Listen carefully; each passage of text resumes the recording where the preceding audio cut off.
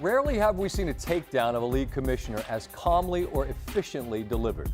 The fact that it came from Nafisa Collier, one of the league's best players and most respected voices, only amplified its impact. Scott Van Pelt just put the WNBA commissioner on notice. And to be honest, it was a total mismatch. On ESPN, SVP methodically deconstructed Cathy Engelbert's leadership, or the vacuum of it, and has the sports world talking. When a critique from one of the most credible voices in the media lands like that, it carries weight. The question for you is it time for Cathy Engelbert to step aside?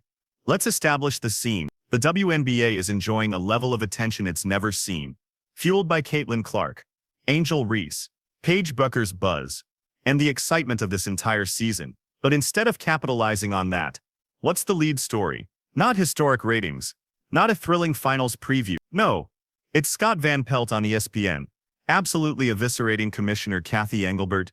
He executed it in his signature manner, composed, precise, almost civil, but with a subtext that was completely destructive. The response from WNBA Commissioner Cathy Engelbert came in the form of a statement, which is itself a statement, but not one Engelbert should aspire to make. When a star player says directly, "We have the worst leadership in the world and you are the leader," your response that you're disheartened, that your perspectives differ, makes me wonder if you heard what Fee said. Because it's not differing perspectives. It was a direct call for your job. What prompted this? Nafisa Collier ignited the firestorm earlier in the week. Her end-of-season interview essentially labeled the league's front office the worst in all of professional sports. She didn't just imply it, she outright revealed a private chat where Engelbert allegedly suggested Caitlin Clark ought to be thankful for the WNBA, as it's the reason she's earning money. Seriously? Was Cathy Engelbert sleeping through the Iowa year? Did she somehow miss Clark's NIL fortune that eclipsed what most WNBA veterans earn in a year? Before she was even drafted, SVP zeroed in on that. He highlighted something so glaringly obvious, it seems to have sailed right past the commissioner. Caitlin Clark is the current lifting the WNBA's ship, not vice versa. The league gains more from Clark's presence than she does from it.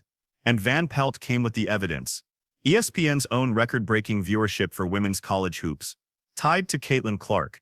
The All-Star game. Clark was the main attraction, and the commissioner is out here suggesting Clark should be reverent and appreciative. That isn't just out of touch, it's profoundly delusional.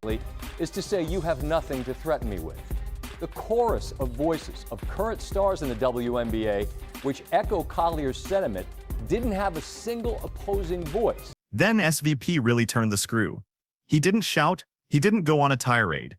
He raised the case of Elena Delle Donne, a multiple-time MVP, a league champion, one of the 25 greatest players in WNBA history. She announced her retirement recently. And what did she reveal? That she'd heard from everyone. Fans, peers, coaches. With the sole exception of Cathy Engelbert. Digest that for a moment. One of the most venerated figures in the league's history retires. And the commissioner cannot even manage a simple text message. That is not leadership. It is professional negligence. Scott Van Pelt identified it for what it is. A failure to execute the most fundamental decent functions of the position. Make contact. Offer thanks. Honor your icons. It costs $0, and it signals to your athletes that you actually give a damn. But Cathy was apparently preoccupied. And then when challenged, her response is a sterile statement about feeling disheartened, and her commitment to collaboration. SVP saw right through it. This is not about a difference of opinion. This is about the commissioner being explicitly identified as the core of the problem. As for what Engelbert is alleged to have said to Collier, if she actually suggested Caitlin Clark should be grateful for what she makes off the court, that's preposterous. Did you miss the Iowa years? Clark is the Tiger Woods tide that lifts all boats. And we know this show is proof. The highest rating we have ever had followed one of her games at Iowa. The WNBA has benefited from her presence more than the other way around, even though this year for Caitlin Clark was essentially lost. Now, here is the part that makes it even worse. Not a single person has publicly come to Engelbert's defense. Not one player. Not one coach. Not even a rogue intern managing a league's social media account. Nothing. What we have seen instead is a growing chorus of players amplifying Collier's remarks. Lexi Hull supported her. Sophie Cunningham bluntly called Engelbert the most delusional leader our league has seen. Even Gino Auriemma, who is famously contrarian, said the WNBA's brand of physicality is damaging the product. When everyone from first-year players to legendary coaches is saying the same thing, you have a crisis. And here is the clincher. Van Pelt underscored that this is not just random chatter. This is not some inflammatory soundbite. This is occurring on the eve of CBA negotiation. The collective bargaining agreement is about to expire, and the players have reached their limit with being underpaid, disregarded, and told to be appreciative. When one of your marquee stars calls out the league's leadership as the worst in the world, and another respected veteran applauds her for speaking up, that is not business as usual. That is an outright mutiny. Post from Elena Delle Donne on Instagram, who said, and I quote, "It's the care for the human part for me. I'm not sure Kathy knows I've retired. Heard from everyone but her." And I don't like to pile on, that's not my thing. But when a player is beloved, respected, and decorated as Delle Donne retires as a multiple MVP, league champion, 7-time All-Star, and member of the W25, which celebrated the top 25 players in the league's first 25 years, you throw that woman a parade. To fail even the most basic and decent things to do, which is to reach out to say thanks, which by the way couldn't be easier to do, is to fail the most basic. Scott Van Pelt understands this. He declared this was more than a warning shot across the bow. This was Collier essentially issuing an ultimatum. Solve this, or we will tear it all down. And that is not an exaggeration. The players have the power now. Caitlin Clark is not just another promising rookie. She is a one-woman economy. She generates sponsorships, television ratings, and ticket sales on a scale the WNBA has never witnessed. And if Engelbert truly thinks the institution is more important than the stars generating its revenue, she is either completely out of her depth or willfully ignoring reality. Let's turn to the officiating, because this is an area where Van Pelt did not let the Caitlin Clark discussion go. He exposed the absurdity of saying Clark should credit her success to the WNBA. Everyone understands it is the opposite. Clark's brand was a juggernaut before she ever stepped on a WNBA court.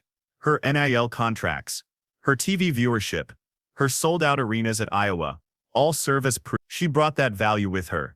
The WNBA didn't create Caitlin Clark. Caitlin Clark elevated the WNBA. To downplay that is not merely foolish.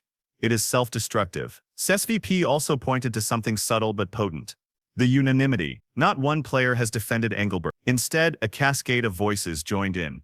From Lexi Hall to Sophie Cunningham, to veterans around the league, even coaches like Cheryl Reeve and Becky Hammon have been fined for critiquing the league's officiating and leadership. When the dissent is this universal and the official response is so limp, it's a formula for disaster. According to Sportico, franchise valuations have soared.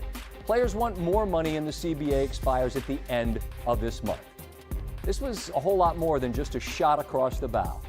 The WNBA Finals begin this Friday, and we typically hear from Adam Silver on the eve of the NBA Finals. Kathy Engelbert has got to do more than say she's... Now let's examine the optics, because Van Pelt knows how critical that is in the world of sports. Right before the championship series, instead of buzz about the matchup, the dominant headlines are, players are blasting the commissioner, coaches are being fined, and stars are calling leadership the worst in sports. That is not generating excitement. It is generating animosity. SVP stated it plainly. You cannot have this degree of public revolt without accountability from the top. And here is where Scott truly hammered it home. He said the league is at a pivotal moment. Franchise valuations are soaring. Expansion is on the horizon. Media rights are worth billions. This is meant to be the WNBA's renaissance. Instead, the commissioner is embattled. The players are incensed, and fans are left to wonder if they can even trust the league's direction. That is not sustainable. That is not leadership. That is a failure to capitalize on a moment that ought to be historic. The way SVP framed it was piercing in its clarity. He said when a player like Nafisa Collier states, "We have the worst leadership in the world," that isn't a viewpoint. That is a direct challenge to your job. And he's spot on. You cannot reframe that. You cannot dodge it. You either disprove them with decisive action, or you resign. And here is the harsh reality that Van Pelt alluded to, but everyone understands. Adam Silver is watching. The NBA financially supports the WNBA. It props it up, and Silver has a vested interest in ensuring the WNBA does not collapse. If prominent ESPN figures like Stephen A. Schiff and Scott Van Pelt are openly debating the commissioner's job security, how much longer until Silver intervenes and makes a change? Fans are putting the pieces together. The officiating is subpar. The commissioner fails to communicate with athletes. Injuries are mounting. Legends retire without so much as a mention. Players are penalized for honesty. And now, Caitlin Clark, the Golden Goose, has been pulled into controversy because Engelbert chose to downplay her significance. It is as if the league is stumbling over itself precisely when it needs to be sprinting. CVP was not merely analyzing. He was issuing a caution. Fix this, or you risk jeopardizing everything you've accomplished. And frankly, he's correct. If the WNBA cannot keep its stars healthy, if it cannot shield players from poor officiating, and if it cannot even pay tribute to its icons, why should fans believe the league is committed to genuine growth? That is why Van Pelt's commentary landed with such force. He didn't rage. He didn't shout. He did not make it personal. He dispassionately presented the evidence, and the evidence was damning. Collier's words, Della Dunn's retirement, Clark's true value, the officiating debacle, the void of leadership, combine it all, and it presents a portrait of a league being undermined by its own commissioner. And the online reaction confirmed it. Fans concurred. Players amplified Collier's statements. Even casual sports viewers who don't typically follow the WNBA were remarking, "Wow, what a disaster." And when your public image is that compromised, a press release about feeling disheartened is not a solution. Scott Van Pelt did not scream or rant. He simply spoke the truth. And it hurt. When players, fans, and ESPN's foremost voices all recognize a leadership crisis in the WNBA, it is a problem you cannot overlook. So what is the next step? Does Cathy Engelbert resign? Or does Adam Silver show her the door? Post your thoughts below, and do not forget to like and subscribe.